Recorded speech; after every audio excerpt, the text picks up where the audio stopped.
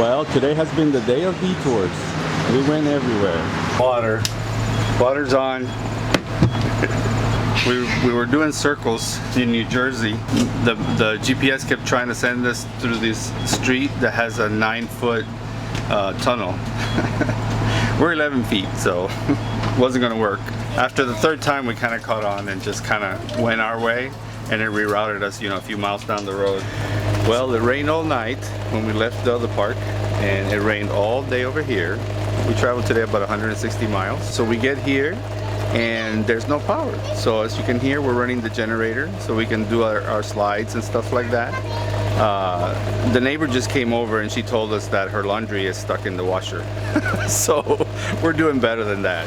We're in upstate New York. I think the storms are just following us. Another tree knocked down all the power to this park. The power outages are following us. Are following us, yeah, there you go. This is harsh because people that come to these parks, they really are not prepared to boondock. No power is like the harshest kind of boondocking. You can deal with no water, most people can. Almost anybody can deal with no sewer, but no power? That's painful. Rain, rain, rain though, and the kids are just having a great time. Can I get it? There you go. Stomp, stomp, stomp.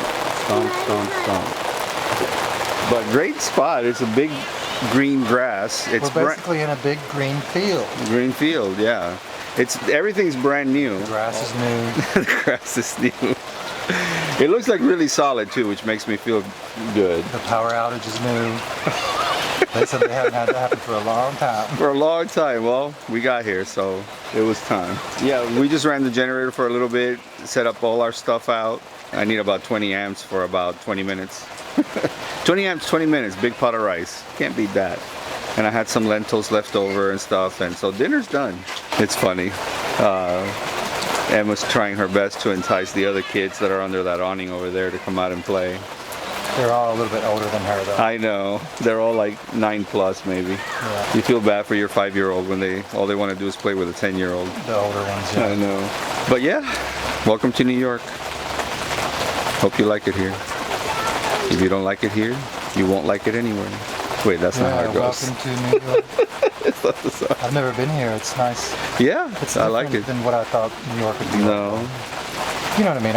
When you think of New York, you think of New York City. You just think big most people. And just buildings everywhere and all that stuff. But this is all country. Very cute drive today. All rainy, but we had a good time. It's funny what you pay attention to. Because every time you put your house, the sun rises and sets in different spots of the house. So we do different things in order to stay cool and get breezes going, where to play, where to sit. Things that you don't think of when you live in a house, because you always have your sitting area and so on. But when you're moving around all the time, yeah, the sun's always at a different spot all around us. So the first day that we get here, we always try to be aware where the sun is. That way we can set up all our stuff. Interesting little side note on landing.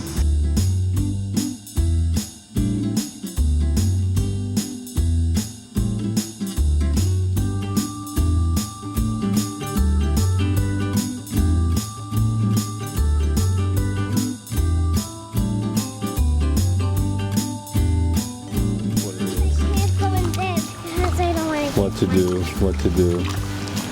What should I do? Then. Papa's gonna put a steering wheel in this crazy bus. It looks like the little engine that could. Oh, this is cute.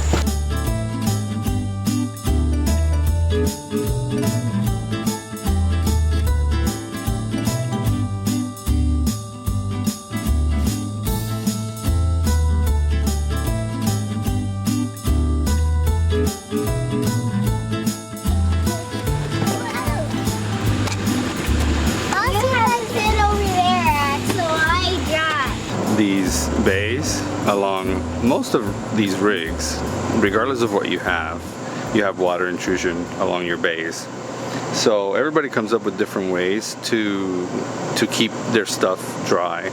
We have a lot of small items in these big buckets, in these big bins. The toy bin, which is the one in the very front, That one gets wet quite a bit, but since all the toys are plastic and there's not much, and we have a shelf where we keep all their stuff off the ground, it doesn't matter as much. The toiletry bin, it's fine because at the bottom we keep the things that are in plastic containers and so forth. So if it gets a little wet on the ground, it's fine. But in the big bay, we never had to do that before. This is the first time that water actually really got in there.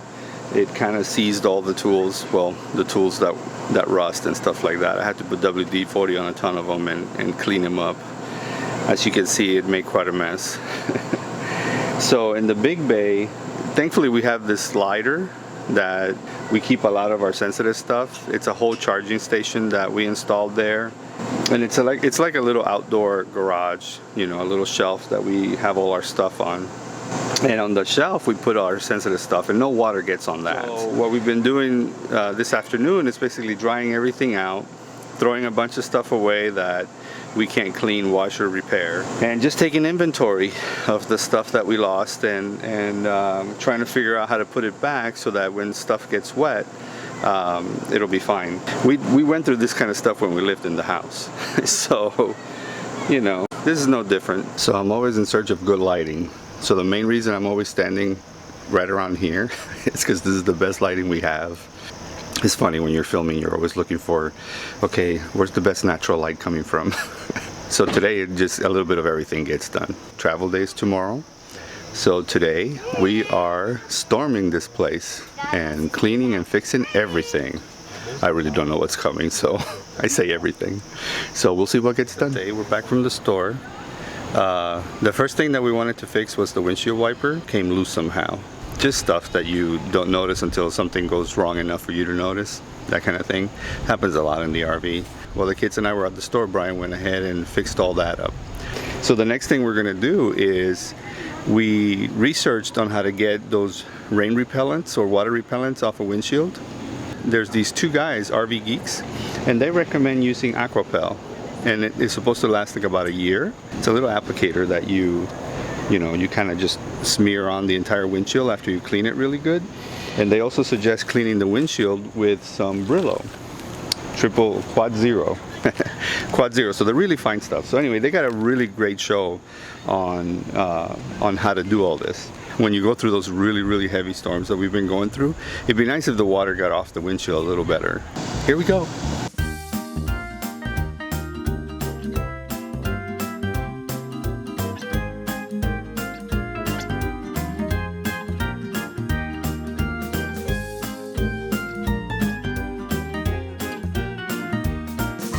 Ta-da! This Brillo thing really does work like a charm, I tell you. So there's one. I don't know, I like the sound. When you crack the vial, make sure that the applicator is on the glass. It says so in the instructions, but you know, we gotta all try our own things so we know better. But it looks like whatever liquid comes out evaporates like in seconds. So the trick is in the pudding. Let's see how it works when it rains. So I'm gonna do this last bit, and yeah, we'll let you know how it worked and if it's worth it. Since when we went through the midnight raid at the other park with the water, there's no water hookups over there, so it's difficult to show a water hookup without a water hookup. Our main hose, we have a simple water filter right at the source. It stands pressure real good. It can be rolled over, you know, that kind of thing. They sell them everywhere, even at Walmart. The other hose we have, which we use all the time, is this flexible hose. So it looks really short. See? It looks really short and it fits. We have these little perforated baskets that we keep all the stuff in, and our hose basically just fits in there. So we don't really have to roll it up or anything. But the nice thing about this hose is that it's 50 feet long. And when you put pressure on it, it starts growing. See? And it just grows and grows. It's stretchy, so even when it's all filled in like this, and it's almost 50 feet long, it actually stretches further. So it reaches really far. You release it by just letting the air out, the water out. So it kind of coils itself. We'll put the link to it in the description below. So take a look if it's something that you're looking for. 3 hookups for our hoses. One is just a regular run-of-the-mill sprayer, a bit of hose with a quick disconnect, and it just comes out nice and gentle. We used to use this in order to fill our gravity tank when we had the other RV. And then this is one of the things that we have that is very important. It's called a water bandit. So if all else fails, you can use this over any spigot regardless of how the thread is, even those spigots that don't have threads. This works on it. We've used this a couple of times and it's been a lifesaver, because when you don't have water in your tanks and you can't use any of your plumbing, yeah, with 2 kids, forget about it.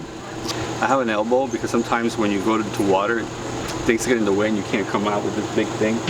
So I use this in order to give myself a different angle, and it's helped a couple of times. So this is the hookup I'm talking about. I'm sure you've seen it 1,000 times, but just like that, and it comes off. Get a good one, is my only advice. This one we found at a Tractor Supply store.